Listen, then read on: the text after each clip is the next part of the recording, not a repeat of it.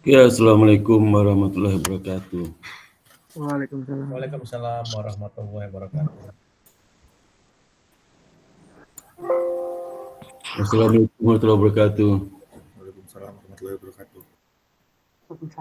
Waalaikumsalam warahmatullahi Saya wabarakatuh. agak kurang, ya, warahmatullahi wabarakatuh. Saya agak kurang sehat. Saya baru pulang dari Solo nih. Dari tadi sampai di rumah jam 1, 20 menit, setengah 2 sampai di rumah. Jadi nggak tahu nih, agak kurang sehat dan saya. Mudah-mudahan nggak ada apa-apa lah ya. Karena sekarang banyak jadi macam-macam. Itu berangkat kan tes antigen dulu itu. Ya. Oke, hari ini kuliah ke-13 ya, tanggal 22 Januari 2022 ya. 22 Januari 2022 ya.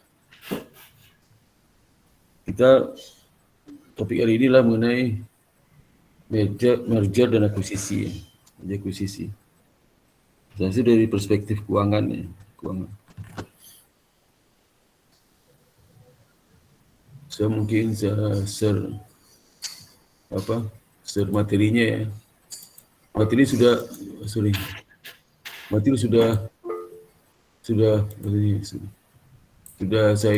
saya upload di Google Scholar ya. Jadi Google Scholar itu sudah bikin hadir lah ya. Ketika hadir di situ ya, supaya laporan saya ke akademik juga, saya ada kuliah gitu ya. Di samping saya bikin absen saudara juga. Jadi Google Scholar ketika hadir aja.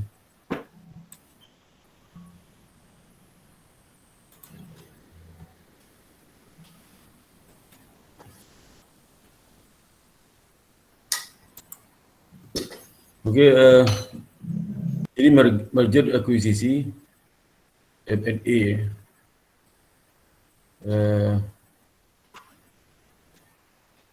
Ini penggabungan ya, penggabungan perusahaan dan akuisisi mengambil alian oleh investor atau perusahaan investi atau perusahaan yang ambil itu namanya target firm. Target firm itu sama dengan investi. Investor itu sama yang perusahaan yang ambil alih. Ya. Kalau di bisnis itu sudah biasa ya merger akuisisi itu. Kalau di Indonesia sudah bisa lihat merger akuisisi yang tahun 2021 itu seperti BSI ya. Bank Syariah Indonesia.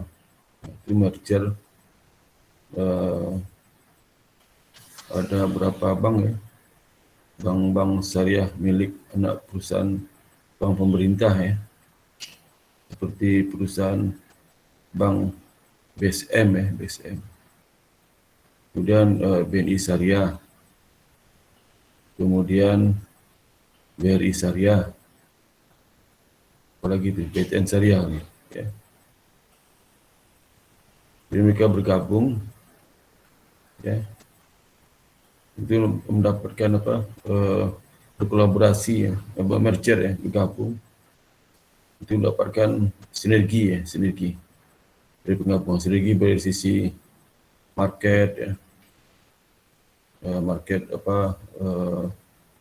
bangsa pasarnya naik ya, itu betul aset ya, dan pendapatannya juga akan bisa naik ya. Yang penting itulah efisiensi. Ya. Kalau yang fenomenal itu waktu krisis moneter ya, krisis moneter tahun 98 ya, 97, 98, 99. Gejalanya mulai 97 akhir, 8 krisis. Ya. Nah itu ada merger 4 bank pemerintah ya. Itu Papindo, kemudian Bank Eksim, Bank Widaya, dan BDN. Mereka digabung, di take over oleh Bank Syariah Mandiri. Jadi Bank Syariah Mandiri didirikan, Bank Mandiri didirikan untuk men-take over 4 itu. Sama juga seperti BSI dibuat untuk take over 4 bank syariah. Ada lagi merger bank swasta ada juga ya. Bank Lipo tiba-tiba hilang, bergabung. Dan bank apa lagi itu? Bank swasta bergabung. Ya. Itu. Karena bank kita kebanyakan 100 berapa? Ini sekarang sudah antara 116, 100, yang pasti 120-an ya. Kalau dengan negara ASEAN kita paling banyak banknya, banyak bank.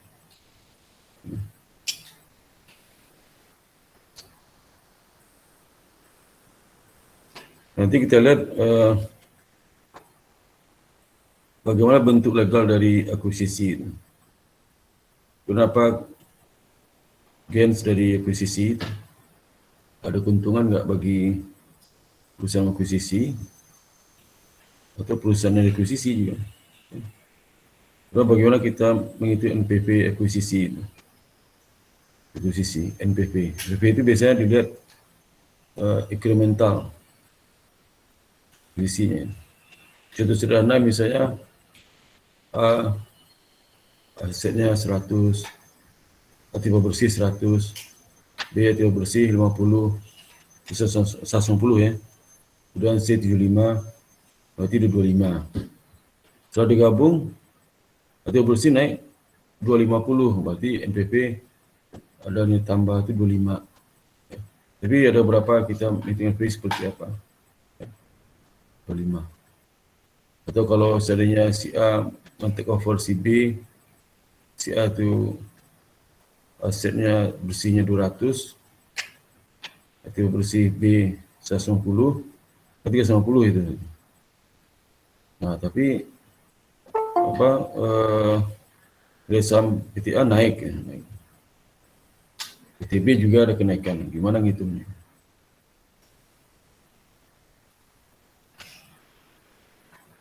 Adakah merger itu nilai tambah? Harusnya iya itu. Kalau tujuan merger itu untuk dapatkan sinergi kan, ditambah. Kalau perusahaan sehat bergabung perusahaan sakit, ya. Perusahaan sakit takut bisa menyebabkan perusahaan gabung sakit juga, itu berarti tidak.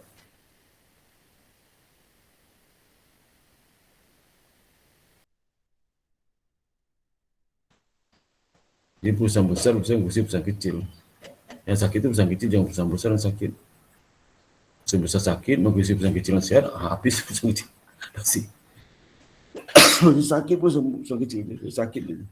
Itu don't merger at value. Ya. Well, counting for equation ini sekilas saja. Ya. Ini itu lepasan dari land business, subsidiary, macam, atau divestasi, atau saya jual anak perusahaan, jual cabang, saya jual land business, itu masuk divestasi.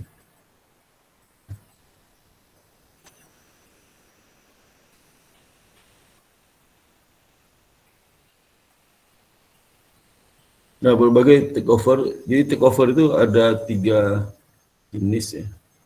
Akuisisi, proxy contest, going private.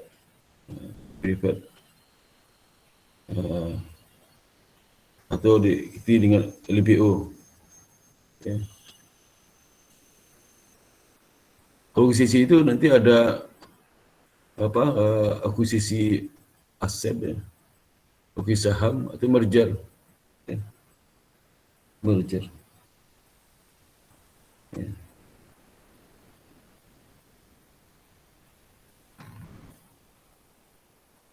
Kalau kita lihat basic form akuisisi itu ada 3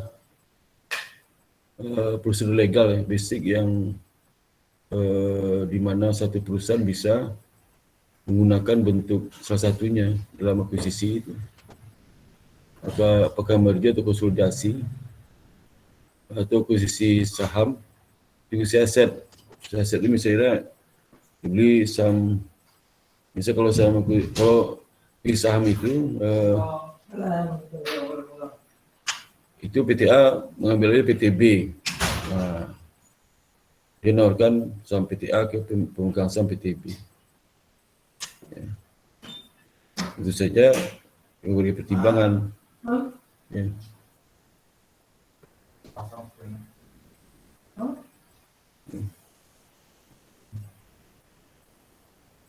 Posisi aset bisa dengan cash ya, dengan cash bisa juga. Ya, perusahaan yang men-take over dibeli ke pemegang saham lama, ya, jika digabung. Kalau yang pertama akuisisi saham itu biasanya pemegang saham lama itu dari investi itu jadi pemilik pemegang saham perusahaan yang akuisisi.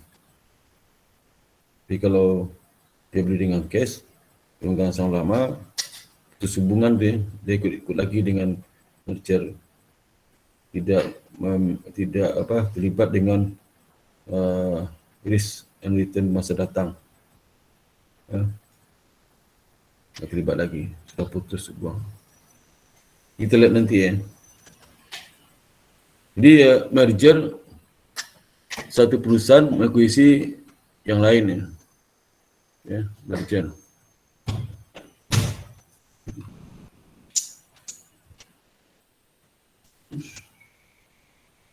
Jadi perusahaan mengakuisisi, nama perusahaan akuisisi tidak ada lagi seperti misalnya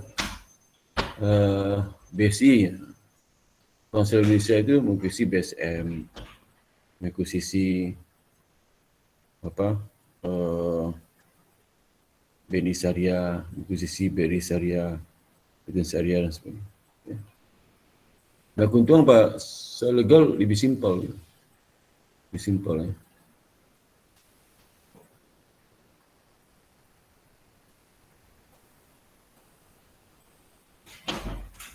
Disadvantage-nya apa? Harus disetujui oleh pemegang saham kedua belah pihak, kedua perusahaan.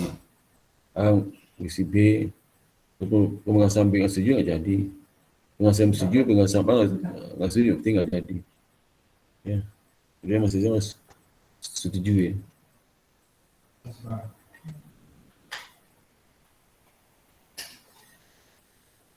Atau konsolidasi. Jadi kalau di pengertian sini ya, misal A mengakuisisi B, B gabung ke A. Ya. Kalau yang konsolidasi seperti BSI saya keliru tadi.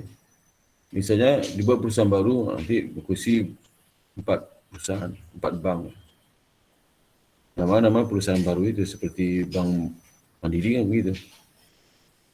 Sebelum digabung itu bikin dulu bank Mandirinya. Ya.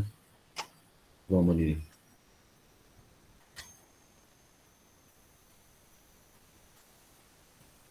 Jadi perusahaan bisa akuisisi ini tadi merger bisa consolidation.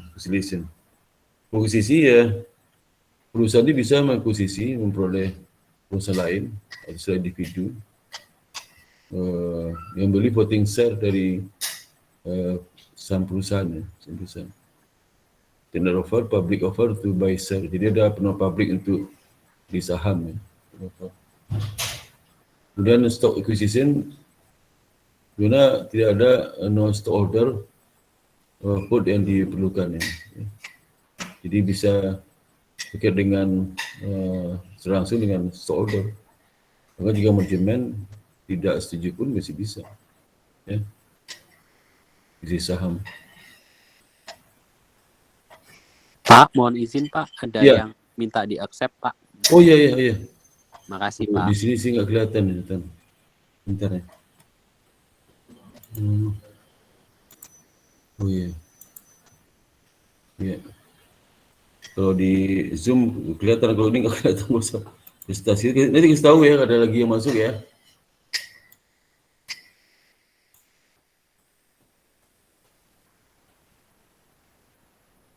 Jadi klasifikasi akuisisi itu ada akuisisi horizontal. Jadi akuisisi pada industri yang sama ya, industri sama. Misalnya Bank Mandiri mengakuisisi BRI misalnya, bisa contoh-contoh seperti itu. Masuk industri perbankan. Ke vertikal, perusahaan berbeda stage dari proses produksi ya. Mungkin perusahaan dulu dan hilir ya. Jadi misal perusahaan besar itu bahan bakunya ada di PT A, PT A ada PC-nya. Ya. Konglomerasi itu perusahaan tidak terkait itu.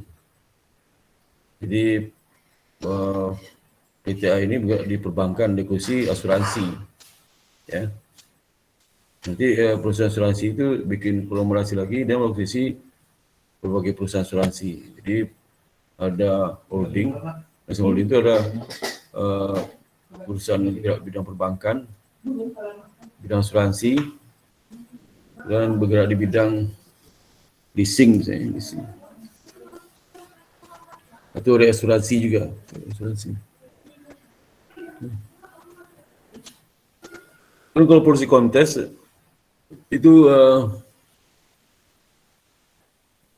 tentang pemegang saham untuk suatu tindakan atau kontrol manajemen perusahaan dicapai melalui permintaan kuasa dari pemegang saham. Jadi ada pemegang saham, misalnya pemilikan saham itu 20%, selebihnya 50%, 10%. Nah, 20% itu mempengaruhi pemegang saham yang kecil itu minta kuasa supaya nanti dia jadi membentuk kebijakan jangka panjang perusahaan. Dia lain ikut aja gitu.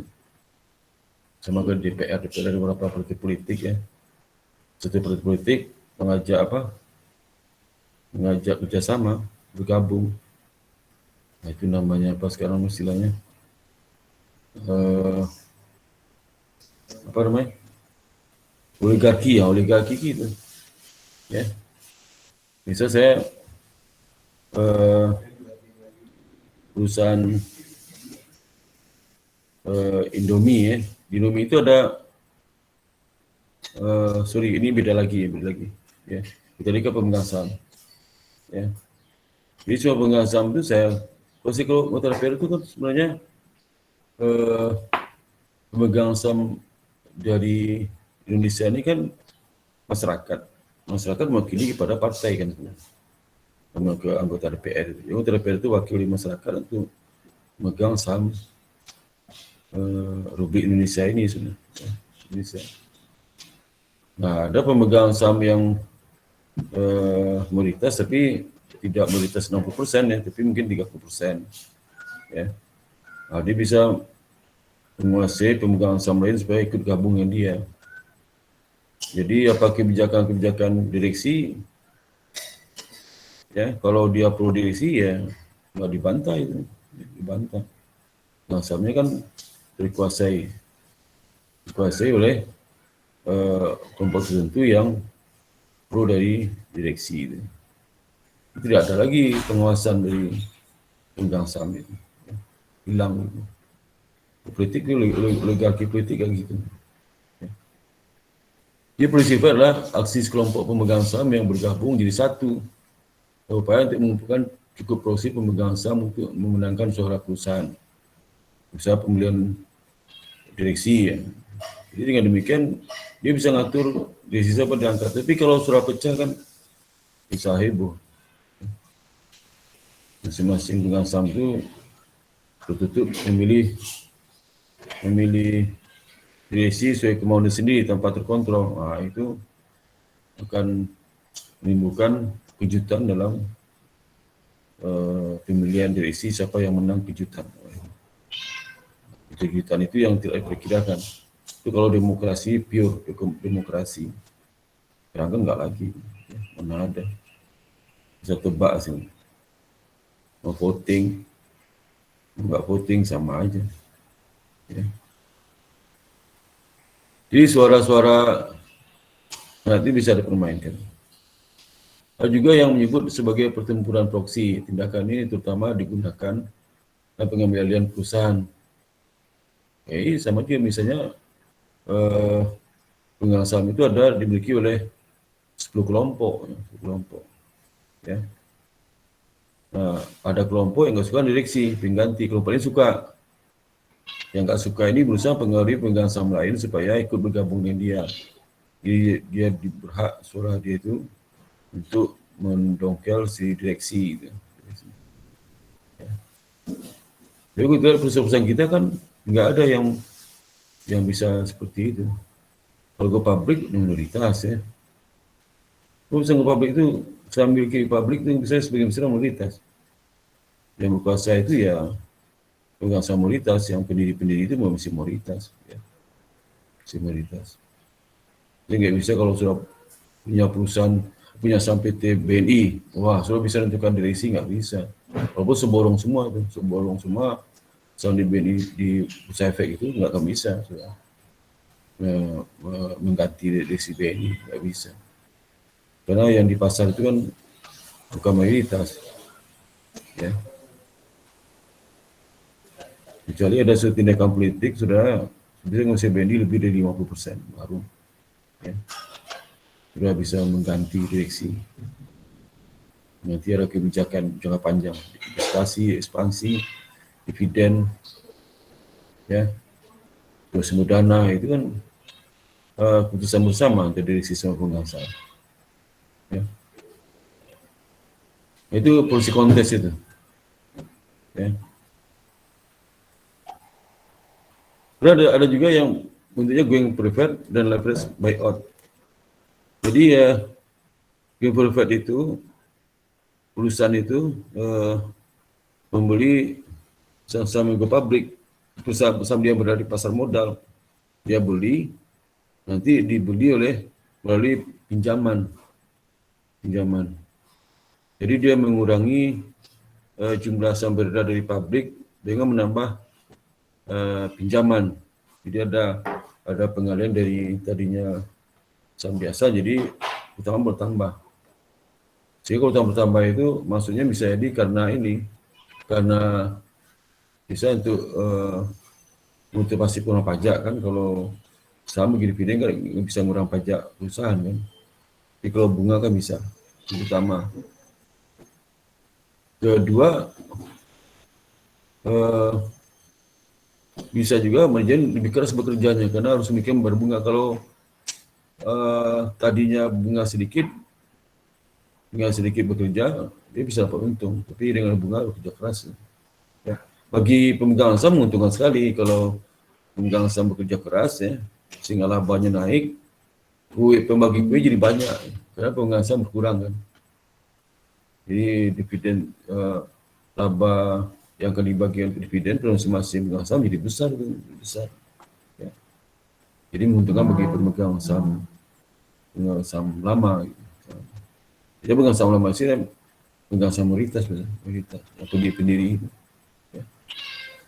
Gitu.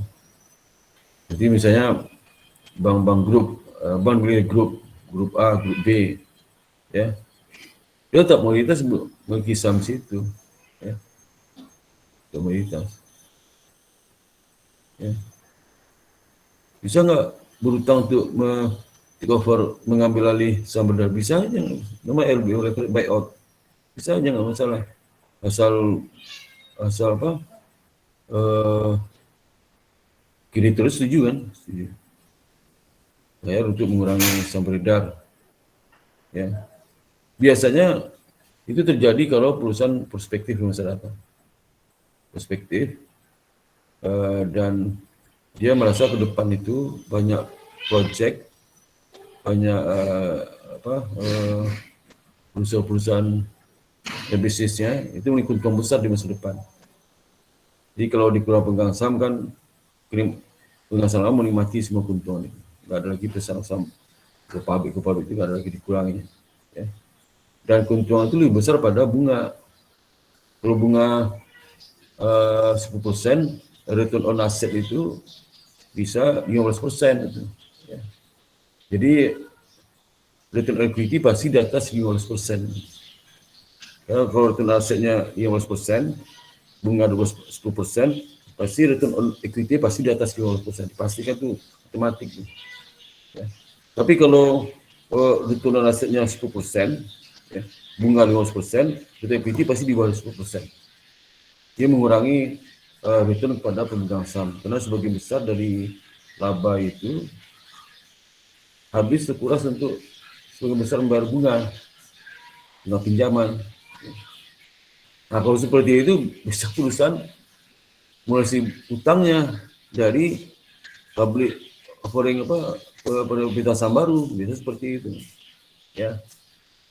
Jadi kalau ada perusahaan-perusahaan yang ready issue, ada perluasan ekspansi pabrik atau sebagainya, dia go public, itu artinya apa? Risiko dari ekspansi sangat tinggi. Dia membagi risiko itu kepada publik. Yang selama nggak mau menanggung sendiri. Ya seperti itu. Itu motivasi yang ada di perusahaan Indonesia. Ya. Dan juga lagi itu perusahaan-perusahaan Indonesia ini, dia beli take over PTA, nanti dipermak, bikin mulus, bikin bagus, dijual lagi. Ada banyak seperti itu. Ya. Lagi harga tinggi, di make up ya. Sama kayak sudah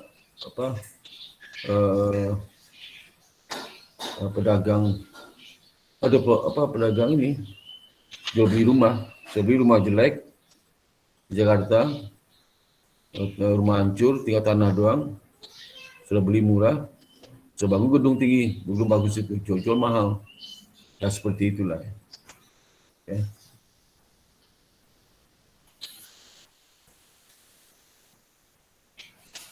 Jadi perusahaan tadinya go public ya, maka kepala itu perusahaan menurun jadi private, perusahaan-perusahaan yang tertutup ya.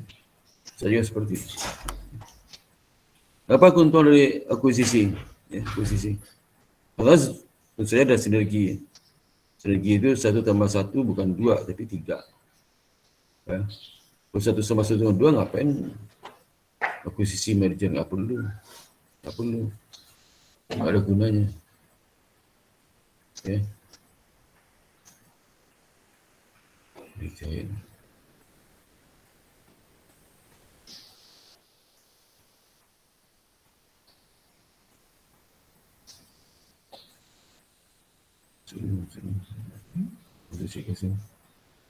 Itu sinergi. Ya.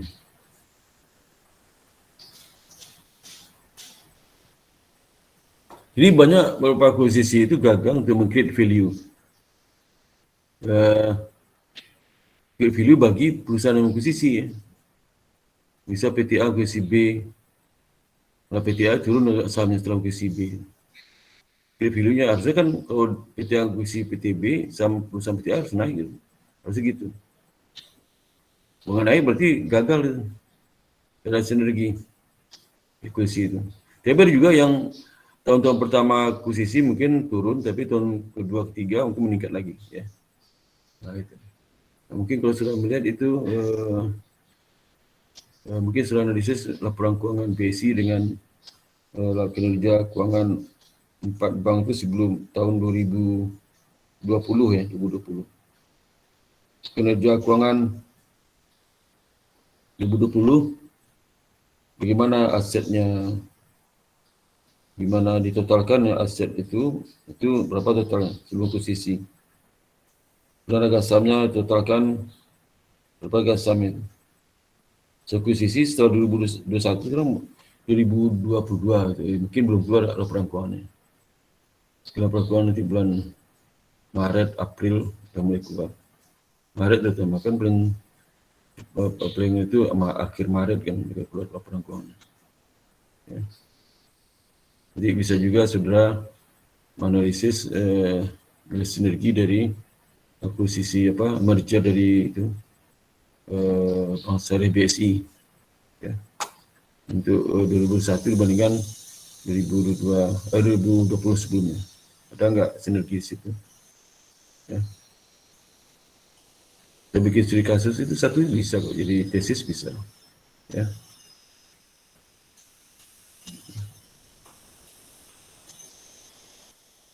Jadi alasan utama mengapa mereka tidak mengalami kegagalan ya untuk mengintegrasikan dua perusahaan setelah merger.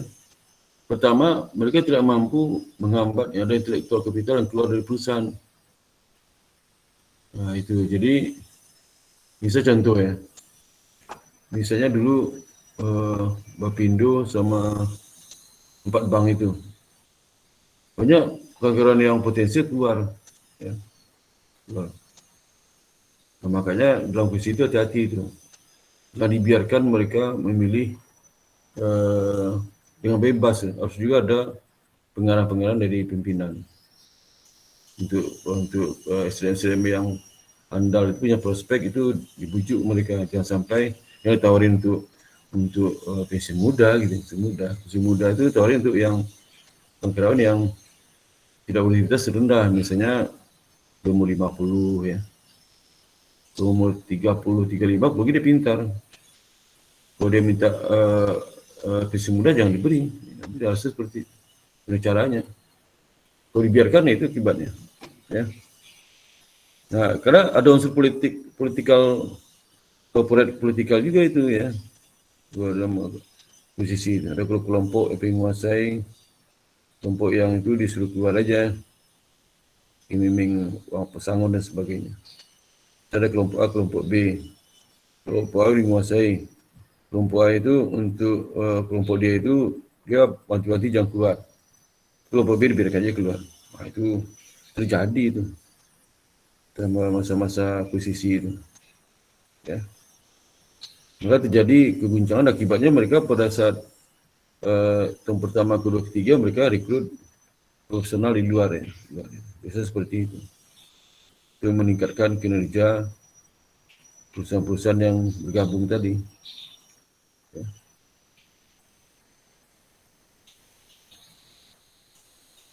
Jadi modal intelektual tradisional akuisisi memberikan nilai ketika memungkinkan skala ekonomi atau kebutuhan pasar, produk dan layanan lebih baik di pasar, atau belajar dari perusahaan-perusahaan baru. Bagaimana mereka mengelola intelektual kapital itu. Ya. Ini banyak sekali ya, mahasiswa itu ada pengaruh nggak intelektual kapital terhadap kinerja perusahaan sebelum dan setelah akuisisi ya. Ada tuh yang bikin penelitian itu. Misalnya ya tadi BSI itu setahun tahun 2021 dibanding tahun 2020 ya. Itu. Bandingin bagaimana kerja tahun 2021 ada peningkatan enggak? Yang jelas ranking BSI itu naik jadi urutan ke-9 kan. Masuk 10 besar bank terbesar sekarang BSI. Jadi kan bank syariah itu satu pun yang bisa masuk ke dalam kelompok 10 bank besar kan. Ya, setelah bergabung baru masuk ya pasti kita tambahin semua. Ya.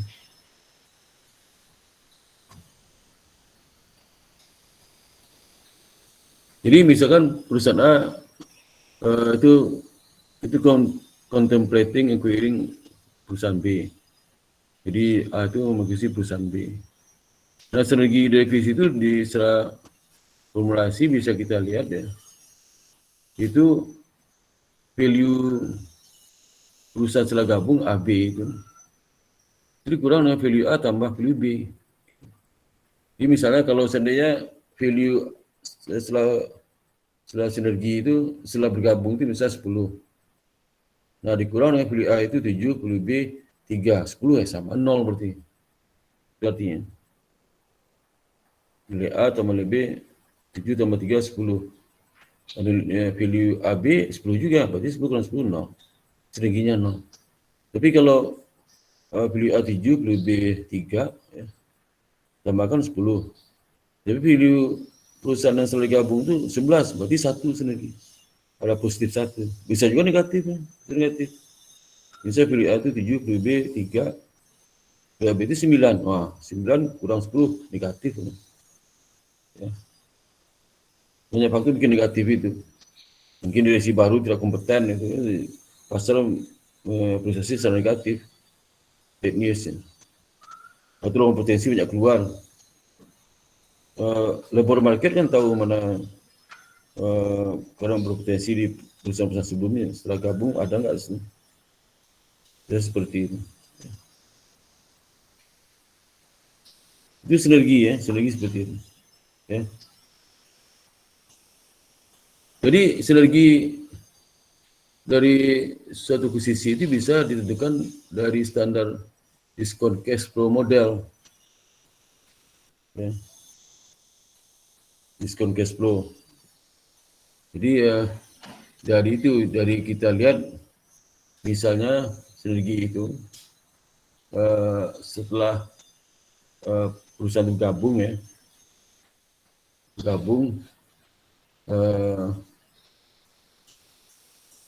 selama 3 tahun misalnya, 3 tahun udah gabung, kita cek tuh. Pertama cash flow tahun pertama, kedua, ketiga apa. Pertama cash flow itu pertama cash flow kalau dibandingkan sebelum dia merger. Jadi sebelum dia merger, dia bisa menghasilkan cash flow masing-masing 10 tambah 3, 13. Jadi sebelum merger dapat 15, berarti 15 kurang 13, 2. Jadi diferensiasi cash flow-nya 3, 1. Kalau 13, jadi 15, 2. Jadi tahun pertama dapat 2, incremental cash flow-nya. Tahun kedua 3, tahun keempat 5. Jadi dipresentasikan itu sinergi. Ya. Sinergi itu. Tapi kalau hasilnya itu adalah makin besar makin bagus, makin bagus. Ya, jangan sampai 0. Sering 3 tahun, 0. Kita bisa menganalisis dalam 5 tahun perjalanan, misal Bank Mandiri berapa tahun tuh, dari 99, berapa tahun, ya.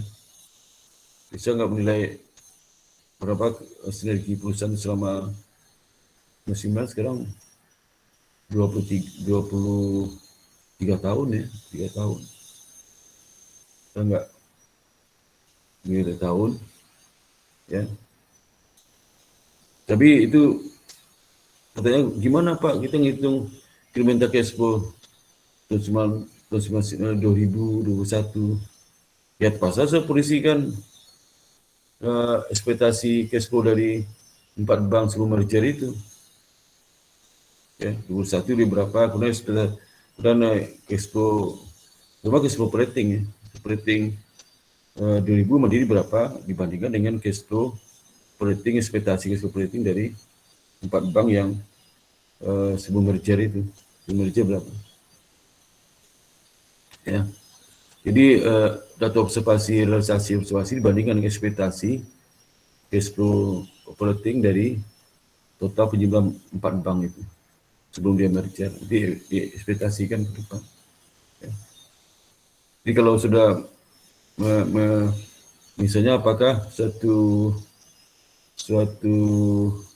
merger itu layak atau tidak, nah ini aja ya. Kita coba memprediksikan net cash flow dari masing-masing bank itu tahun depan. Sekarang kita coba bandingkan dengan hasil cash flow operating tahun depan yang setelah dia gabung, mana hasil. Kalau digabung gimana, kalau nggak gabung gimana, itu ya. Jadi misalnya kalau di awal bisa sudah ini bisa BSI itu dibuat cash flow operating ekspektasi setelah digabung, ekspektasi kalau dia nggak gabung, nah, itu dibandingkan incremental itu terjadi. Terus contohnya kalau 4 bank itu nggak digabung, cash flow-nya tahun 21, 100. Terus sudah gabung 120 berarti ada sinergi 20 tahun 2021. Nanti di presiden video kan. 2022 ada nggak? Kira-kira lagi. Nah itu pekerjaannya luar biasa itu. Ya, nggak bisa sehari 2 hari. Ya. Pekerjaannya bisa sebulan, selebih itu ya. Gitu. Boleh masuk ya. Boleh masuk tuh. Ya.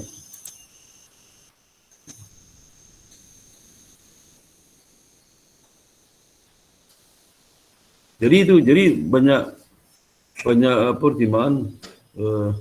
Bisa apa melakukan itu kalau di grup itu kalau di perusahaan grup, kalau di sekarang kan kita pemerintah tuh bikin perusahaan itu kan konglomerasi grup ya. Dia melakukan analisis bagian merger akuisisi itu ada grup perusahaan itu misalnya grup Bakri ada di grup itu bagian merger akuisisi. Karena proyeksi keuangan untuk perusahaan kalau dia tidak merger ya masing-masing. Dan kalau dia merger itu beda tuh, beda punya proyeksinya itu bandingkan itu. Bandingkan apalah incremental cash flow-nya. Nah itu ya. Yang pertama, yang kedua, ketiga. Kalau hasilnya presiden itu positif, berarti bagus tuh ada sinerginya. Kalau negatif enggak usah digabung. Tapi masalah kan sekarang proyeksinya itu benar nggak, asumsinya, ya, ekspektasinya masuk akal nggak? Itu tidak gampang berbulan-bulan. Ya. Bisa 6 bulan, bisa setahun itu. Ya. Jadi tidak seperti investor jangka pendek ya. Jangka pendek kan pagi buka relay harga saham, nanti putuskan beli cuma naik ini beli. Lalu juga dana yang ditanamkan untuk beli jual itu nggak banyak. Jadi kalau dia itu akuisisi merger, wah luar biasa itu. Ya, ada tim khusus. Ya, tim khusus. Itu saja kalau di dalam yang kelas berarti logik selalu pikir bagaimana menghitungnya. Nah, ini konsep di sini untuk sinergi. Kemudian soal dikatakan aja, misalnya kalau dia tanpa gabung, cash flow-nya yang pertama sekian, boleh gabung sekian, selama 5 tahun ke depan. Kalau perusahaan ini digabung, ada sinergi nggak? Itu jadi present value-nya. Ya. Tambah terminal value, kalau 5 tahun, terminal value tahun ke-6 itu. Nah, sumber sinergi itu ada peningkatan revenue. Nah, kalau saya memproyeksikan untuk perusahaan-perusahaan yang sudah gabung, itu nggak gampang, ada alasan. Ya. Karena mau dibandingkan dengan kalau dia net cash flow operating kalau dia belum gabung. Apa yang menyebabkan dia itu ada peningkatan pendapatan nggak? Pendapatan kemana aja? Pasarnya di mana? Apakah dia bisa menguasai harga, penentuan harga di pasar? Waduh, itu nggak gampang ya. Saya pernah ngalami itu. Waduh, itu tidak bisa sendiri ngerjakan sampai malam diskusi.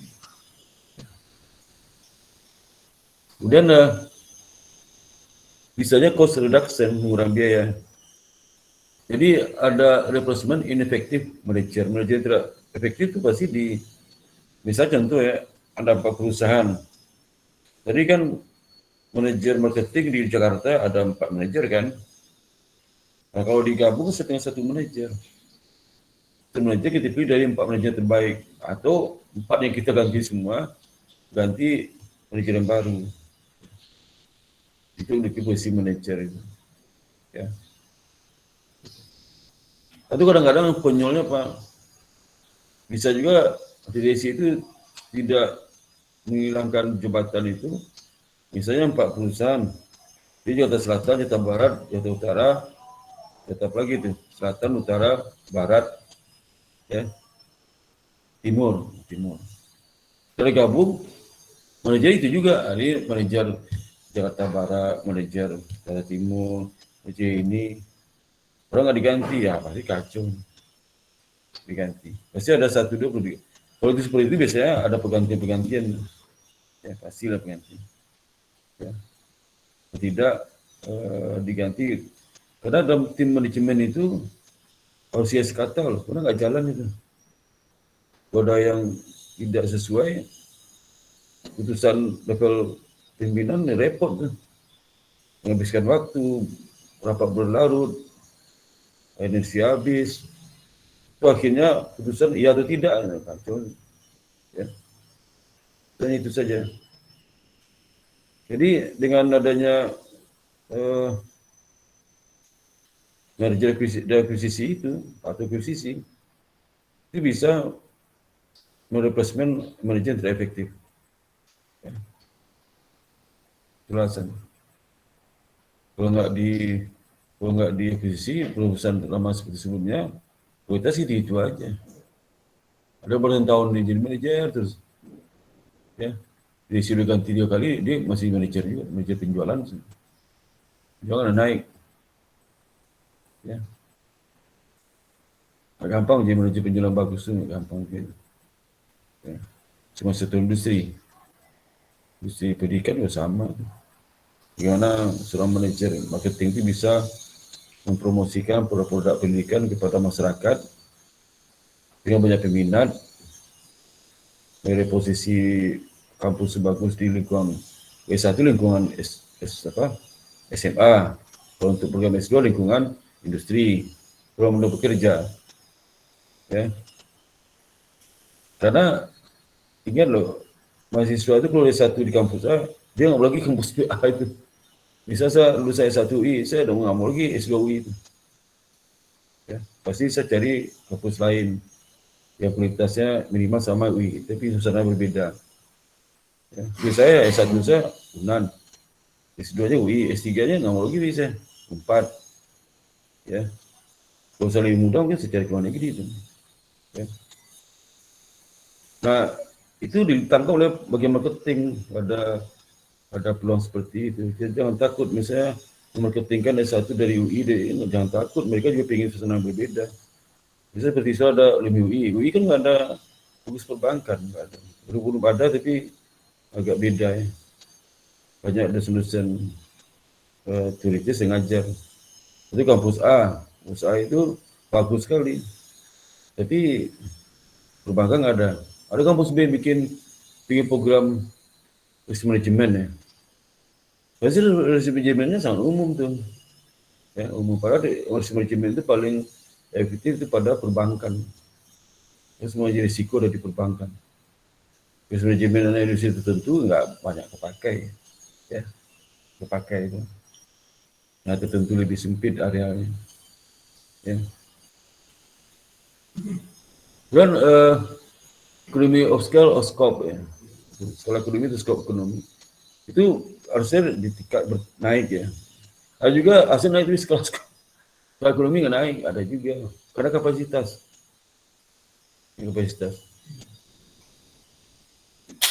Maksudnya kalau tadinya asetnya 1M digabung jadi 20 miliar, harus skala ekonomi naik. Tapi skala ekonomi tidak proporsional dengan kenaikan aset. Kenapa? Karena kapasitas dari SDM-nya itu bisa berbahaya. Tidak bisa cost reduction tuh, nggak bisa. Ya,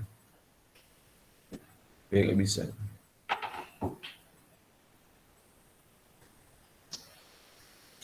Tax gain, keuntungan pajak. Ini ada operating loss.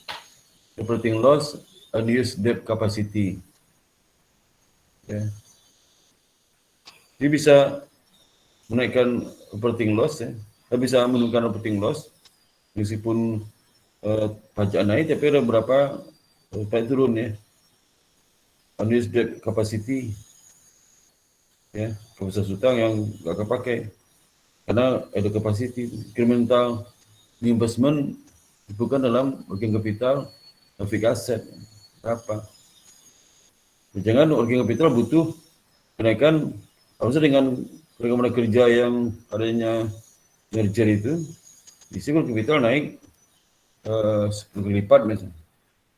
Dan laba naik 10 lipat. Malah laba nggak di 10 lipat ya. Naiknya cuma 2 kali lipat.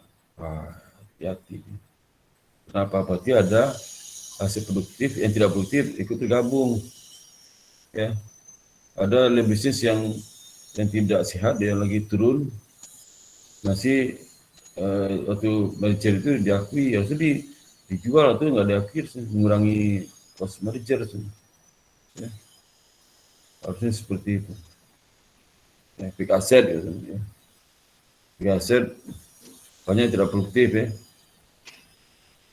Jadi penggabungan itu naiknya aset tidak menjamin kenaikan kapasitas produksi atau skala ekonominya. Dalam perhitungan value ya. Jadi harus menghindari kesalahan ya. Yang abaikan market value. Jadi meskipun asetnya bertambah, tapi nilai pasar naik atau tidak, bisa juga aset bertambah, nilai pasar turun, bisa juga. Ya. Estimasi hanya incremental cash flow. Ya. Dia hanya incremental cash flow ya, di luar itu harus juga. Ya, di luar keuangan itu harus dicek juga, ada nggak terkait dengan sinergi di luar keuangan. Ya, yang nanti jadi ada sinergi di luar keuangan tahun ini yang berdampak juga kepada sinergi keuangan di tahun depan ya. Misalnya kapasitas teknologi ya, teknologi ya. Kemudian banyak anak muda yang punya kreativitas tinggi ya. Itu juga pertimbangan. Dengan diskon rate yang benar seperti tadi ini ya. Ini kalau diskon rate-nya salah juga, ini diskon rate salah, R-nya salah, berarti kan sinergi yang diperhitungkan sebagai dasar basic apakah recover atau merger atau PC itu go atau tidak, atau tulis sini juga. Ya. Kalau R-nya ketinggian pasti segi turun tuh. R turun rendah, segi ketinggian. Mau lihatnya, lihatlah dari cost WACC dari industri itu. Weighted average capital. Ya. Itu sudah jaga WACC sebelumnya. Ya. Lagi tadi mana? Ya. Gitu. Dan jangan lupa ada transaksi cost nanti muncul ya dalam kisi itu. Ada efek samping dari efek samping dari efek keuangan dari akuisisi itu ya. Pertama earning growth ya. Jika tidak ada sinergi ya, atau manfaat lain dari merger, maka pertumbuhan EPS hanyalah artefak. Jadi misalnya tidak ada sinergi, EPS naik, berarti ada rekayasa keuangan berusaha melebih pasar. Ya. Ya. Jadi misalnya laba dibikin naik ya, padahal laba itu banyak keluar untuk meyakini pasar. Biasanya kalau merger yang pertama bisa laba naik. Jika misal laba 4 perusahaan itu sebelum merger, mungkin labanya 100, sampai merger mungkin labanya 120. Nah, itu seperti itu. Nah, biasanya investor kan punya data tuh. Apa berapa nih? 110. Wah, 110 ini kalau 4 bank sebelumnya itu merger bisa laba 130 nih. Ya. Berarti kan ada sinergi. Ya. Pasar bisa baca itu.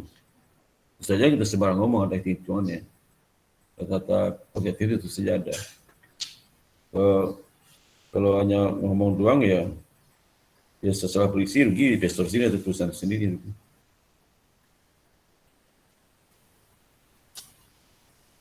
Kalau diversifikasi, pemegang saham yang ingin melakukan diversifikasi dapat mencapai ini ya dengan biaya yang jauh lebih rendah dengan satu panggilan telepon ke broker mereka daripada manajemen dengan ini manajemen with take over ya diversifikasi. Jadi diversifikasi kalau dia merger kan kalau ada diversifikasi meningkat ya. Jadi merger itu hanya produknya masih sama, nggak ada diversifikasi. Bisa produk PTA, PTB sama produknya. Begitu digabung masih produk A juga. Itu kan sudah sama. Gitu ya. Nah, bagaimana kita berhitung NPP akuisisi itu ya. Jadi NPP merger ya, itu secara khusus perusahaan bisa menggunakan NPP analisis ketika melakukan akuisisi ya. Jadi bagaimana caranya? Menganalisis NPP dari merger lebih mudah dengan cash offer. Offer itu maksudnya kalau merger itu dia beli saham perusahaan dari investasi itu yang cash, ya lebih simpel kan. Tapi kalau pertimbang stok itu hati berapa harga saham perusahaan setelah dia ambil alih dengan saham itu bisa dia. Ya, kalau cash kan berkurang cash ya. Berkurang cash itu apakah sama dengan tipe cash flow yang net cash flow yang diambil sebagai juga dari perusahaan yang di take over itu. Ya. Dan kita lihat bagaimana kalau akuisisi itu dengan cash ya, dengan cash. Cash itu artinya saya katakan lagi ya, bisa PTA take over PTB. Nah PTA itu menggunakan uang untuk membeli saham PTB dari pemegang saham lama, dibeli semua sehingga otomatis milik dari PT A, ya, PTA. Di saham PTB itu kan dilebur tuh, lebur dibeli oleh perusahaan. Jadi kalau dia masih nama berbeda nanti di PTA itu, di PTB itu nanti ada di pengasalnya PTA, pengasalnya PTA, ya. Itu artinya, ya. Artinya dia beli saham PTA dengan uang perusahaan itu, ya. Itu dengan cash, ya. Jadi NPP akuisisi dengan cash ini bisa dihitung NPP sama dengan value dari perusahaan yang take over itu, yang tambah ini FB itulah perusahaan yang setelah take over setelah dia lakukan akuisisi ya. Tambah incremental value dikurang cash cost-nya. Cash cost itu yang dia beli tadi berapa, berapa cash dikeluarkan ya, sehingga FB inilah value perusahaan setelah setelah ditambah dengan kenaikan nilai, ya. Kurang cash cost, itu PP-nya. Nah, value komit perusahaan adalah sama juga FHB, ya, FHB.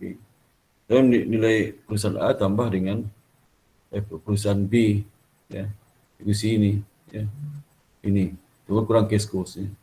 Ini yang FB itu maksudnya perusahaan yang target firm atau investee. Kalau yang FB ini, ya. FA itulah investor, perusahaan A itu take over perusahaan B, ya, perusahaan B. Yang berapa nilai perusahaan B setelah di take over A dikurang cash cost-nya, cash cost untuk mengakuisisi berapa cash yang dikeluarkan oleh perusahaan A itu, ya. Nah, sering NPP goes to the target firm ya. NPP itu terkait dengan target firm ya. Seperti hari ini untuk target firm perusahaan. Jadi kalau zero PP investment masih bisa dipertimbangkan, kalau dia nol. Nol artinya kan tidak ada itu. Minimal sama, minus sama, itu sama. Ini ada contoh kalau dengan cash itu ya. Misalnya perusahaan A, perusahaan B ya. Nilainya secara terpisah, A itu 500, B itu 100 nilainya. Ya. Kemudian kalau mereka itu digabung ya. Jika A itu mengakuisisi B ya, A itu mengakuisisi B, maka perusahaan merger jadi AB. Jadi AB. Jadi A itu si B jadi AB, ya. Kenapa jadi AB? Karena otomatis PTB itu udah milik PTA, ya. Bisa dia terpisah, bisa dia satu perusahaan baru, terserah aja. Kalau masih bisa terpisah di PTB itu nanti ada pemegang PTA. Atau digabung pun, ya, digabung di aset PTA, PTB masuk ke aset PTA. Utang PTB masuk ke aset PTA. Gabung habisnya. Ini nanti naik atau bersih PT AB-nya. Ya.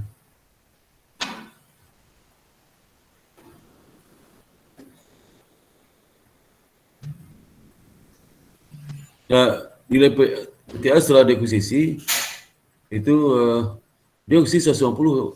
Dia beli PT B itu 150 padahal PT B itu nilai 100. Dia beli 150. Itu yang maksud. Jadi kalau dia gabung AB nilainya 700 ya. 700 ya. Tapi dia beli PT B itu 150. 10. Jadi sebenarnya nilai setelah dikomodasi itulah 700 dikurang 150. Dapat 550 sebenarnya. Kan 150 itu cash yang dari perusahaan itu, dari perusahaan yang investor. Ini kan berkurang tuh bersihnya. 700 kurang 150, jadi 550. Nilai perusahaan yang setelah merger itu jadi berapa? 550. Harus kalau ditambahkan kan 500 bagi 100. Ya.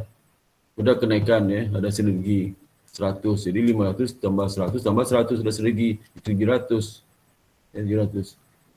Tapi dia beli perusahaan itu bukan 100, kecuali beli perusahaan 100 ya. Mungkin dengan 700, tapi perusahaan 150 beli. Ya. Atau kalau dia nggak beli berarti 700, dia beli 150 ya. Kalau di saham beda lagi ya.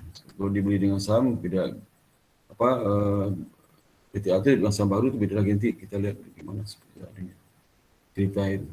Ini 550. Nah, kita lihat sekarang ya. Ini akan dijelaskan tabel ini. Jadi ini membandingkan cash dengan common stock. Ya. Kita lihat yang ini dengan cash dulu. Ini ada terkuisi dengan cash ya. Ini nomor 3 dengan cash. Ini sebelum akuisisi yang 1, 2 itu sebelum akuisisi masing-masing terpisah. Itu dengan cash. 4 dengan PTA itu diberikan saham diberikan kepada pemegang saham saham B. Nah, ini juga 5. Tapi ini rasio beda kalau di sini. Kalau yang 4 itu sama yang kan 110 ini. Harganya jadi 0,75 jadi 7,5.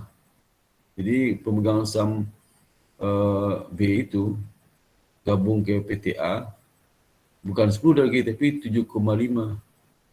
7,5 saham. Maka kalau ditambahkan 25 tambah 7,5 dapat 32,5 jumlah sahamnya. Jadi 35 itulah 25 tambah 7,5 berarti 25. Kalau yang kedua harganya saham PTB itu 0,6819 atau 6,819.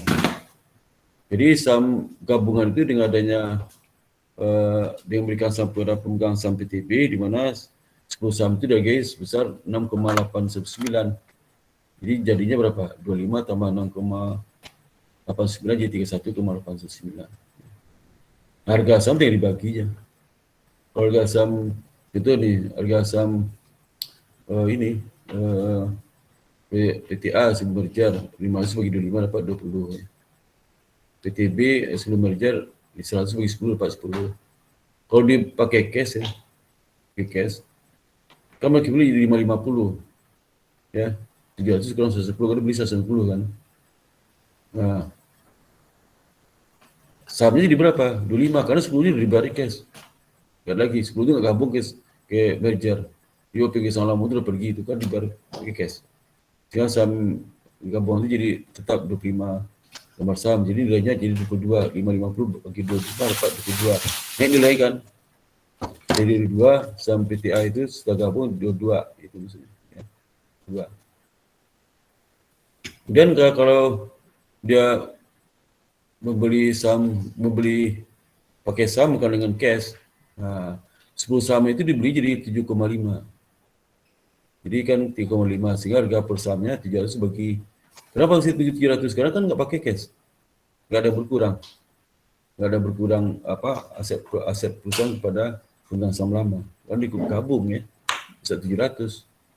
700 itu dari mana? 500 nilai yang A, 100 B, ada sedegi 100 jadi 700. Ya. Terus bagi 2,5 jadi 1,54. Dia harga saham tetap naik ya 1,54 ya. Dari 20 1,54. Kalau dia menghargai lebih kecil lagi 6,819 dari 10 saham ini Jumlah saham 6189, maka jual lembar saham makin kecil kan, 31,899. Sehingga harga per lembar saham naik 22. Itu juga posisi merger itu merger dengan saham ini.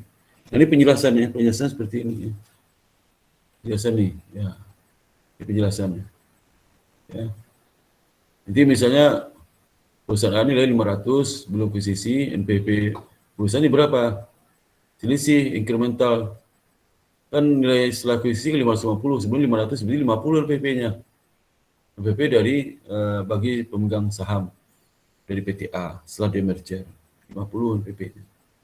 Akuisisi bahwa ada 5 saham di perusahaan A, 5 saham ini. Nah ini ya, 5 saham. Ya. Di 550, ya apa? Kalau 500 berarti 50. Masing-masing saham perusahaan itu menilai 20. Itu ini ya. 20 ini. Ya. 20 sebelum merger, setelah merger 22. 550 ya, sorry. 550 dibagi 25 ya. 25 ya. Kita 42. Setelah merger. Nah, perhitungan ini bisa lihat dalam ini kita berdua 94 ini. Ya. Sehingga NPV merger bagi si investor ya, bukan bagi si investi ya, bagi investor kan, si investor sinergi dikurang premium. Premium dari mana dapatnya ya? Sebagian value kombinasi perusahaan 700 pre-merger dan pre-merger nilai A dan B dari 500 dan 100 ya. Kemudian kan dapat 500 secara masing-masing ya. Dan sinerginya berapa? 700 dikurang 500 tambah 100. Ke 600 ini, 100 sinergi. Ini memang sinergi. Kalau tambah juga digabung 2 600, tapi kayaknya 700, jadi 100. Maka premiumnya berapa? Premium tadi kan saham PTB itu nilai 100 dibeli 150, itu 50. Jadi PPI berapa? 100 kalau 50 jadi 50. Sama juga gini nih. Bisa di sini hitungnya, bisa di sini, bisa di sini. IP 50 itu bisa sisi 100 sinergi dikurang dengan sisi itu dikurang dengan premium. Dia beli mahal, biar 100 nilainya dibeli 150. Ya, jadi 50 PP merger. Ya. Kalau di positif berarti kan ada sinergi, berarti visible untuk digabung ya. Tapi dalam praktek itu mendapatkan angka 100, 700, itu nggak gampang itu. Ini kan logika aja. Pakai proyeksi itu macam-macam. Ya. Nggak gampang. Ya. Kalau sudah dapat logika ini, nanti sudah praktek bisa punya kreativitas dalam menghitung jadi merger itu seperti apa. Ya. Sehingga kita bisa ngitung ya, market price dari perusahaan A itu bisa dihitung bagi value di perusahaan A setelah dengan merger 550. Kalau probability merger kan 0,6. Kalau 0,6 misalnya. Kemungkinan merger, itu kemungkinan tidak merger 40%. Kalau nggak merger 500 ya. 500 nilainya. Ini 500 nilai itu. Kalau merger kan A itu 500. Kalau merger 550, 50 lipat di mana? 500 tambah selisih antara nilai perusahaan B dengan kas yang diberikan 50. Itu 60% potensinya. Kalau nanti meneliti kemungkinan merger 70%, berarti naik lagi. Ya. Jadi ekspektasi harga pasar dari perusahaan A setelah dia merger, ekspektasi. Jadi pasar berapa? Nilainya 530 dibagi dengan jumlah saham beredar setelah ekspektasi dia merger itu. Ya. Jadi merger harus underestimate terhadap NPV dari merger seperti persamaan 29 ini. 29 ini. 1 ini. Jika market price perusahaan A digunakan sebagai dasar.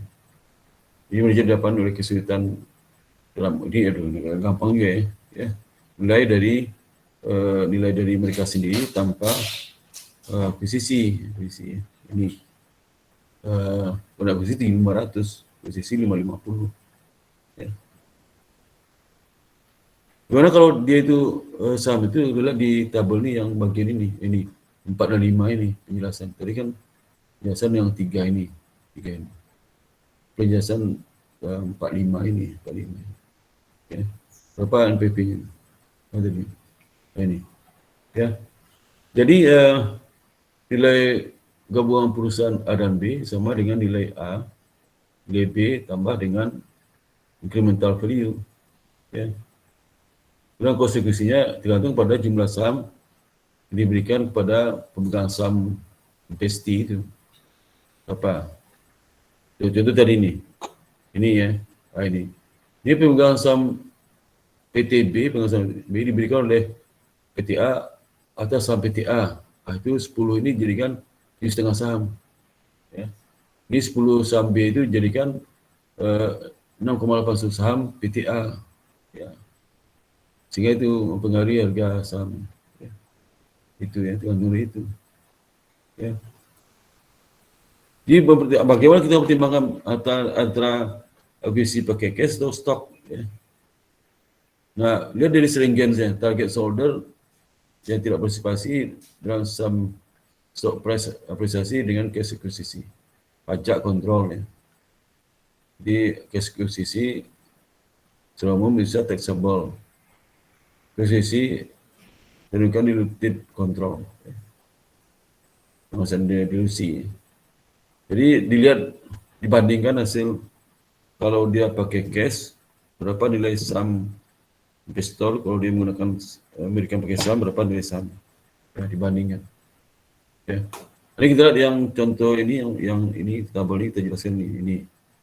Nah, saya sudah jelaskan dia, tapi untuk sudah bisa memahami, sengaja saya itu. Saya screenshot ini, penjelasannya itu. Ya. Jadi misalnya PTA membeli PTB. Beli bukan, kalau tadi kan pakai cash belinya tuh. Di pemegang saham PTB dibeli oleh PTA. Tapi saham PTB itu nggak ikut dalam perusahaan gabungan itu. Tapi kalau dengan saham, pemilik saham B dibeli dengan saham PTA. Nah, tadi kan 10 saham itu lagi 7,5 saham PTA. Contohnya. Ini contohnya. Ini ya. Kalau saham PTB sudah ada 10 lembar. Ya. Oleh perusahaan A ditukar dengan saham PTA 7,5 lembar. Ya, untuk menggantikan 10 lembar saham PTB. Kalau saham lama nggak mau, ya udah nggak jadi merger. Jadi si BA jadi beli dengan saham. Jadi rasio tukarnya lah 0,75 saham A untuk 1 saham B. Itu maksudnya. Jadi dari masing-masing saham perusahaan A sebelum akuisisi kan 20. Nah, ini sama kayak ini nih. Ya. Ini. Ini. Ini 20. Ya. So, akuisisi ini sahamnya kalau dia dibagi ini 1, jadi 1,54. Di mana? Dari jumlah lembar saham itu 25 tambah 7,5. 32. Sedangkan market value dia harus bukan 550 karena kan nggak ada cash keluar. Jadi 500 nilai PTA tambah dengan nilai PTB 100 tambah sinergi 100 itu. Contoh itu 700. 12 itu 1,54. Ngerti nggak ini? Halo? Ngerti nggak? Halo? Apakah sudah ngerti? Halo?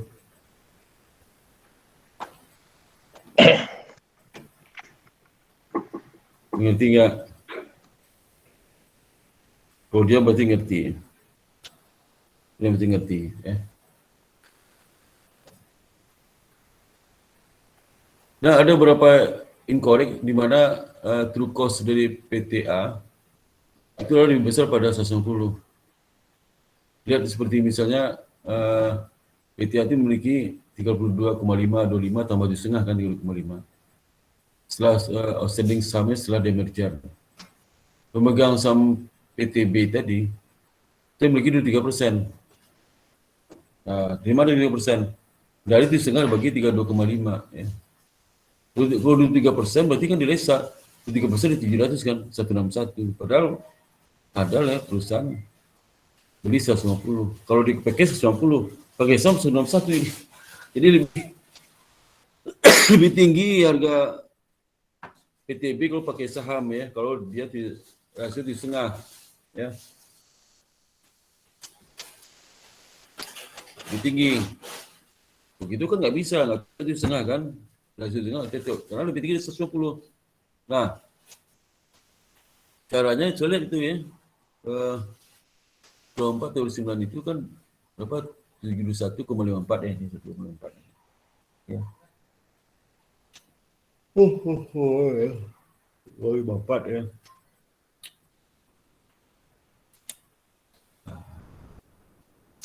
Nah, kemudian lah bahwa nilai masing-masing lah berubah setelah cash flow stock transaction dengan sum 1,54. Perbedaan antara cost of stock transaction perusahaan lah lebih tinggi tadi itu ya. Sehingga rasio setengah saham PTA untuk 10 saham PTB itu sekarang pre-merger, harga pre-merger kedua perusahaan itu. Sehingga saham PTA naik setelah merger. Saham pemegang saham PTB menerima lebih dari 190.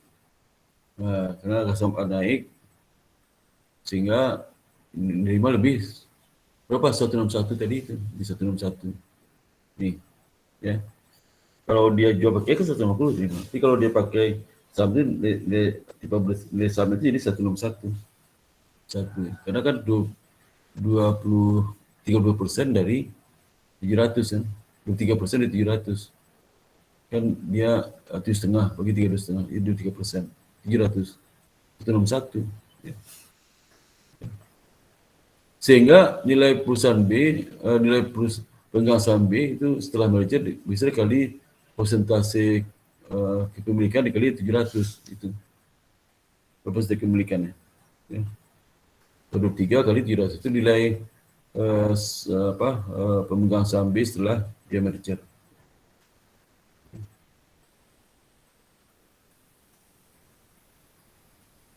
Juga itu alpha kali 300 190 ya. Kalau tidak terjadi ya. Jadi bagaimana bukan 161 tapi 160. Ya, itu caranya. Jadi kalau perusahaan beli pakai cash, pakai saham sama aja. Ya. Maka hati-hati itu menentukan harga yang 7,5 exchange ratio 7,5:1, jangan. Nah, ini cara kuncinya di sini. Persentase kepemilikan saham pemegang saham PTB terhadap PTA itu dikali dengan total nilai A dan B 700. Itu sama 160.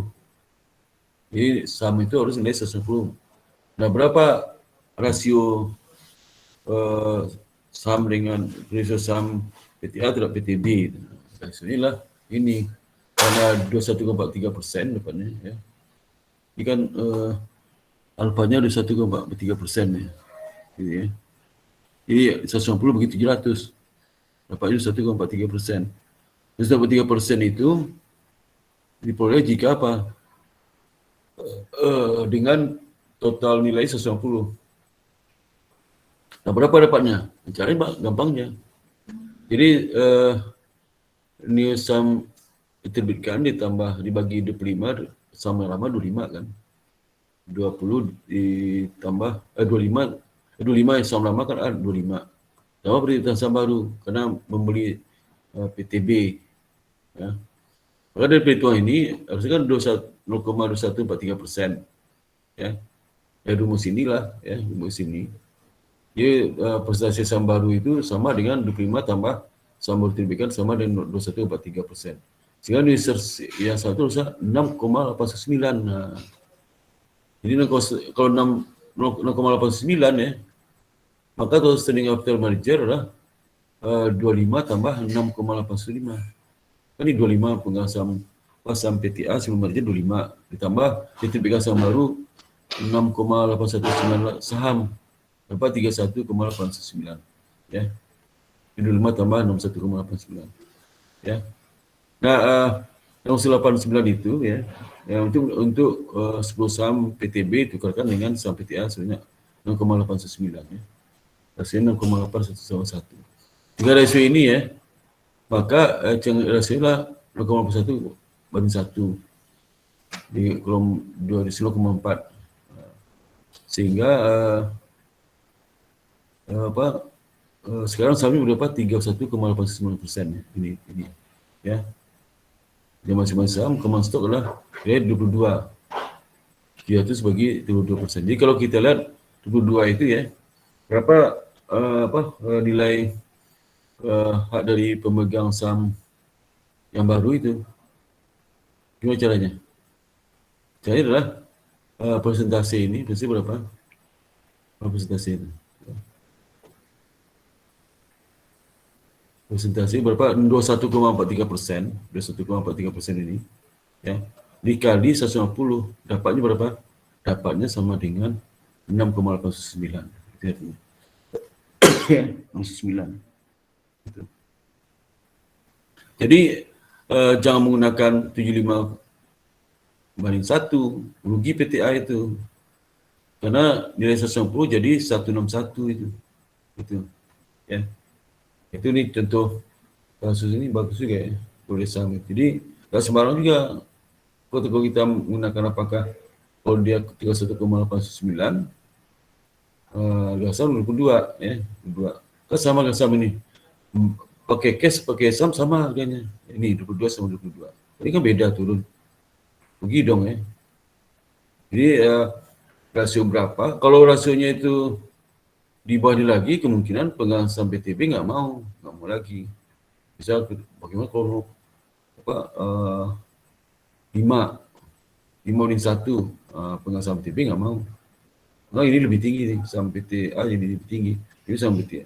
Pegang saham PTB mungkin nggak mau. Ini yang pasti nih kalau dia pakai cash 22, nggak pakai cash 22 juga. Ya. Nggak pakai 150 ya. Gitu ya.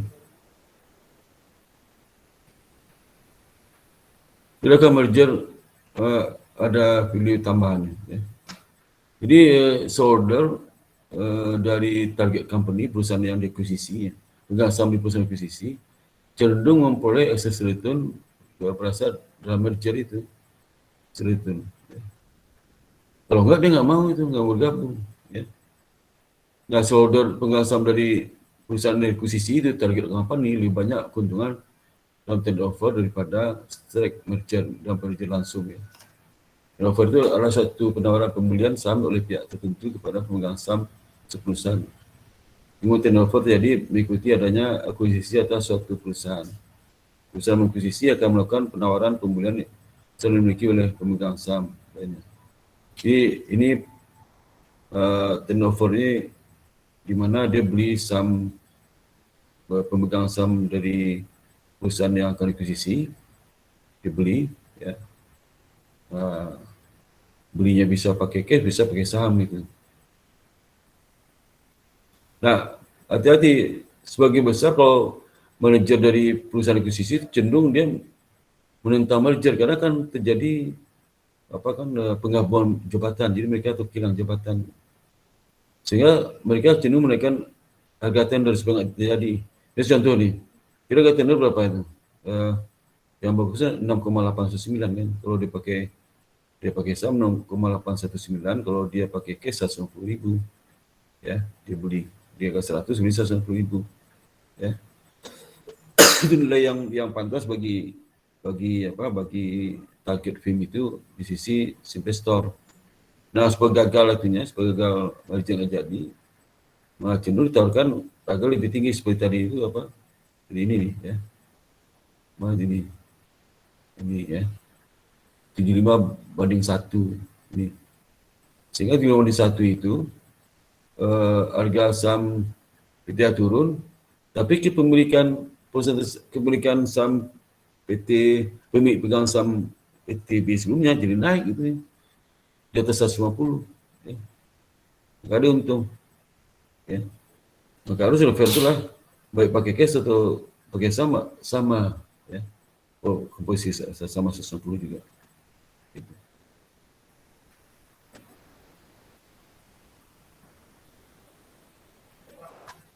Nah, shareholder pemegang saham dari perusahaan yang menawarkan itu melakukan secondary return di turnover, tapi tidak melalui merger langsung. Misal sebagian dari merger mungkin tidak tercapai. Bidding firm itu sudah mulai besar. Bidding firm itu perusahaan yang itu investor itu, ya. Biasanya selalu besar sehingga dibutuhkan keuntungan dolar yang besar untuk mendapatkan presentasi keuntungan sama. Jadi mungkin tidak bertindak demi kepentingan terbaik pemegang saham. Jadi mungkin dia kepentingan diri sendiri, ya. Ada konflik teori agensi teori itu, ya. Therefore market mungkin lebih kompetitif. Bukan tidak boleh berisi informasi baru tentang bidding perusahaan yang akan membeli itu. Ya. Nah, ini ya kita lihat ini data di Journal of Finance, ya, April 2005, ya. Dari perusahaan yang melakukan merger akuisisi selama tahun 1980 sampai 2021, ya. Itu nomor satu returnnya 1,35%, ya. Gitu. Ya.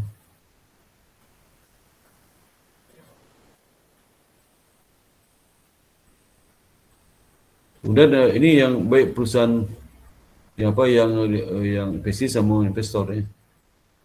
1,35%, ya. Target dolar gain loss-nya negatif, ya. Ini rugi, ya, kerugian, ya.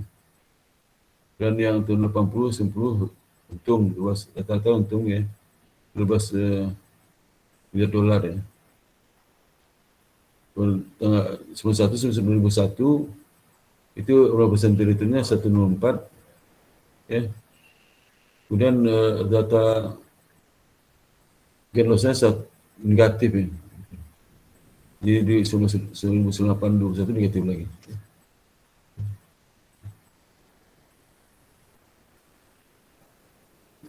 Kalau gain loss terhadap perusahaan yang akuisisi, ya, nah itu rugi semua, ya, rugi. Ini kalau gabung, ini perusahaan akuisisi rugi.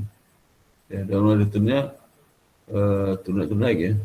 Makin lama 1,1%, 0,8%, 1,2, 0,9. Kemudian akuntansi akuisisi itu, ya. Kalau di akuntansi itu dulu sebelum setelah akuntansi yang lama, perusahaan itu bisa milih proses metode atau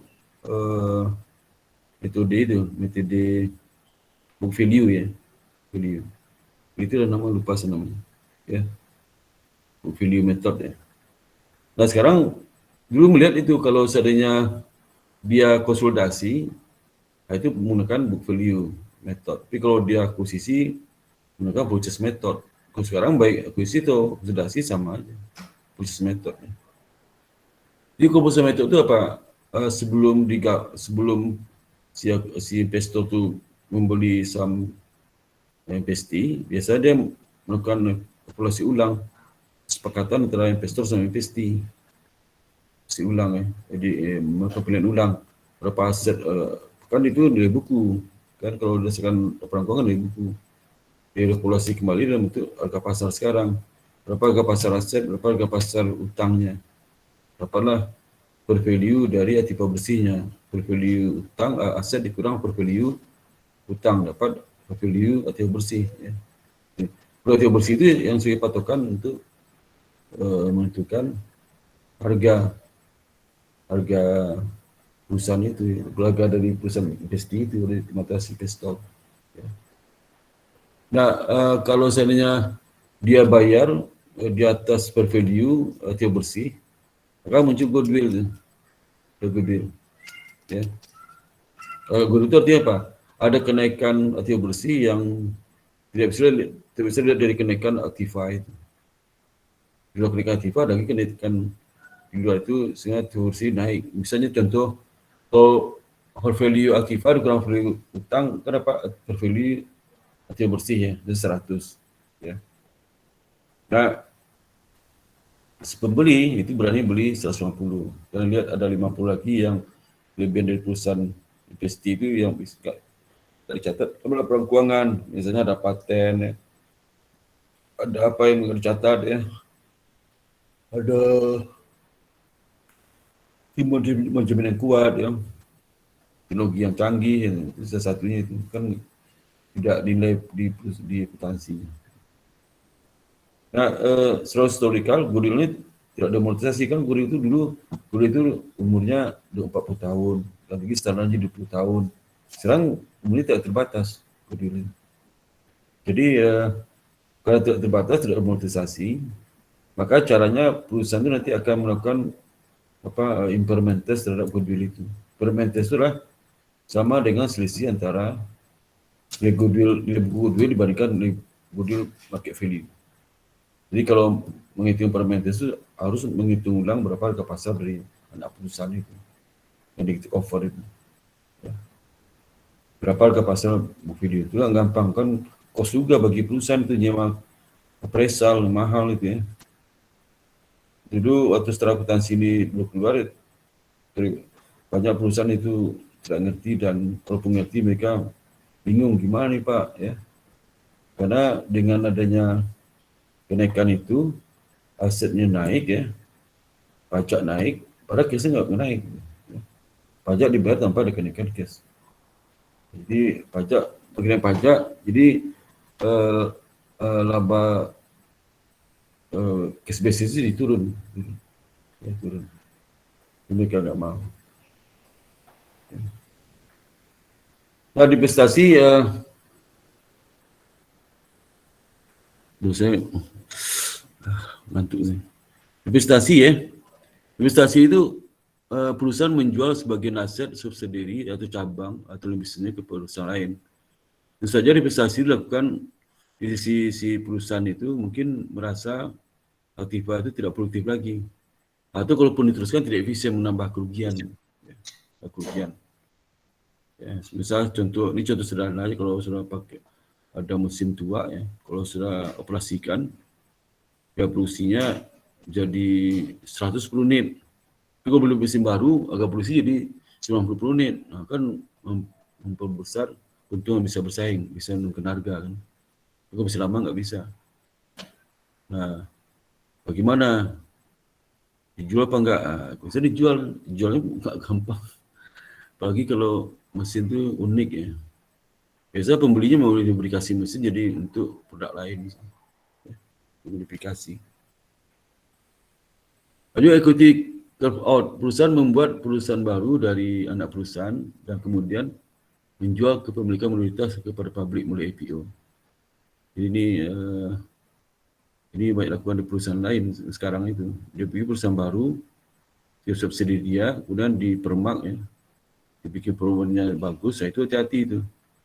Apakah kerja bagus hanya lip service dari accounting aja, sehingga dia menjual hak minoritas ke publik ya. Dan spin off, perusahaan membuat perusahaan baru dari anak perusahaan dan distribusikan saham perusahaan baru kepada pemegang saham perusahaan induk. Ya. Di spin off, jadi PTA bisa jadi PTA PTB ya. Bisa PTA PTB, bisa nanti masing-masing itu menambah saham perusahaan dari pemegang saham induk spin off. Itu yang dapat sampaikan kuliah hari ini. Silakan, ada pertanyaan, silakan saudara. Halo. Maaf ya, saya agak itu kurang enak badan ya. Nggak apa-apa, Pak. 3 hari saya di Solo itu bertugas ya. Bagi sekarang tetap ramai pula, airport tetap ramai ya. Sekarang ke Omicron ya, Omicron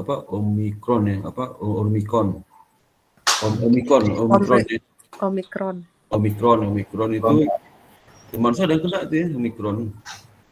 Ada beberapa orang kena itu. Tapi Omicron itu tingkat serang itu tidak seganas COVID sebelumnya. Jadi kalau sudah kena Omicron cukup isolasi mandiri, jangan ke rumah sakit ya. Dekat demam berat itu. Ya, cukup obat flu, kemudian vitamin ya. Oke, kalau nggak lagi saya absen saudara ya untuk laporan. Sebelumnya pada Kamis 20 Januari 2022, Tim Jaksa Penyidik Tindak Pidana Khusus Kejaksaan Tinggi Jakarta menggeledah kantor Dinas Pertamanan dan Hutan Kota Provinsi DKI Jakarta. Kepala Seksi Penerangan Hukum Kejaksaan Tinggi DKI Jakarta, Ansari. Ini ya.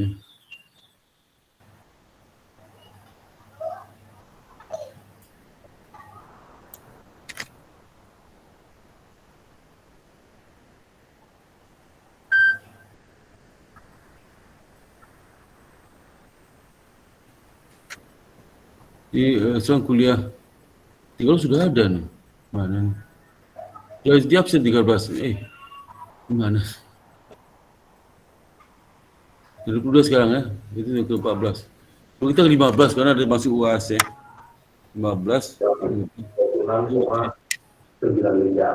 Ini Alisa ada? Hadir, Pak. Hadir. Fakta Penyidikan tahun 2018 dan Hadir, Pak.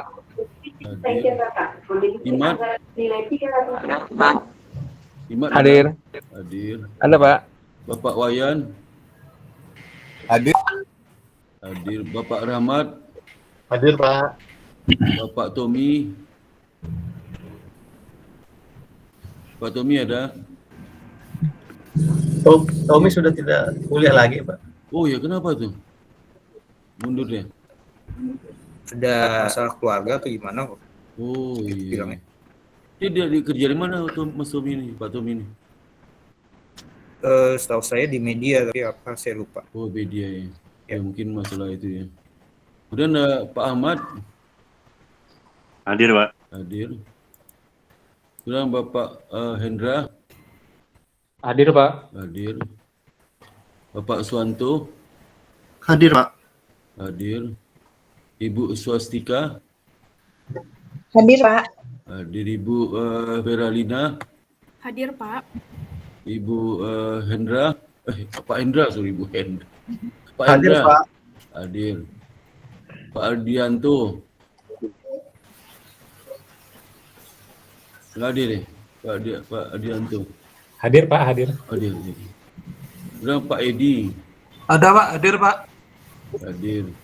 Bu Erna, Hadir, Pak. Ibu Lydia Hadir, Pak. boleh hadir. Kemudian Pak Henry. Pak Henry ada? Ini hadir ini. Pak Henry. Mana ini dia colok absen ya. Kemudian Pak Dominikus Iya, Pak. Hadir. hadir. Pak Taufan Hadir, Pak. hadir. Pak Rio. Halo. Pak Rio. Pak Rio ya? Yang warna kuning. Hadir, Pak. Hadir Pak Rio. Ya, yang kuning itu ada warna ya. Pak ini Vega, Pak. Vega, Hadir, Pak. Vega hadir. Udah Pak Dian Hadir, Pak. hadir. Pak Stepanus, Hadir, Pak. Pak Teuku Maulana Hadir, Pak. hadir. Pak Susatyo Hadir, Pak. hadir. Assalamualaikum. Kemudian Pak Hadir, Ibu dulu Hadir, Pak. hadir. Assalamualaikum. Kemudian Pak Ivo, Hadir, Pak. kemudian Pak Nur, Hadir, Pak. Cium dulu. Pak Setia, Hadir, Pak. Hadir. Ibu Nevi. Bu Nevi Hadir, Pak. hadir ya. Mau beli robot merah. Oke. Ya. Oke, dengan demikian, ini mohon maaf saya agak cepat selesai kuliahnya ya. 5:30 udah selesai. Kadang-kadang Sehat-sehat, Pak. Cepat sehat, Pak. Semoga sehat, Pak. Amin, amin, amin. Sehat, ya, Pak. Sehat selalu, Pak. Ya, amin. Terima kasih, Pak. Terima kasih. Selamat ya, Pak. Ya, Terima kasih, sama-sama. Pak. Sehat selalu, Pak. Sama-sama. Ya, Pak. Terima kasih. Sama-sama.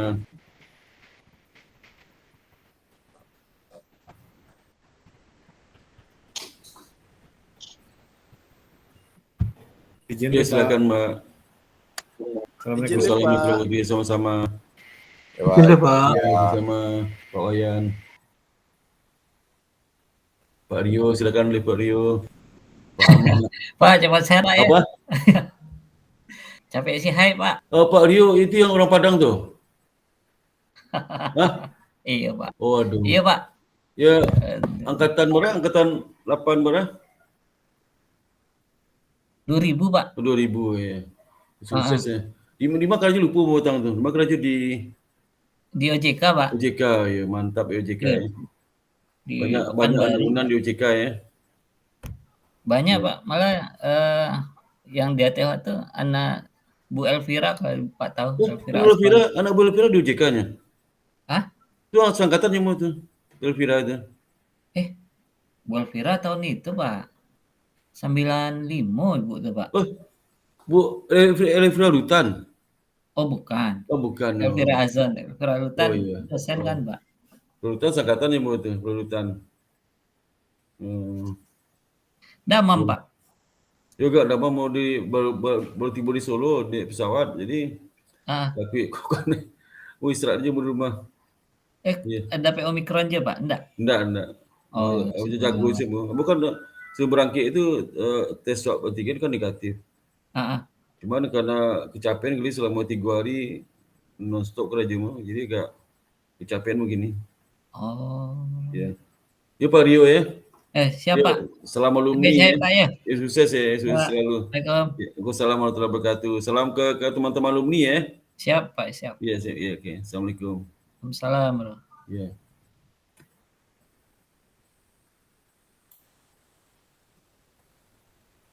Gitu.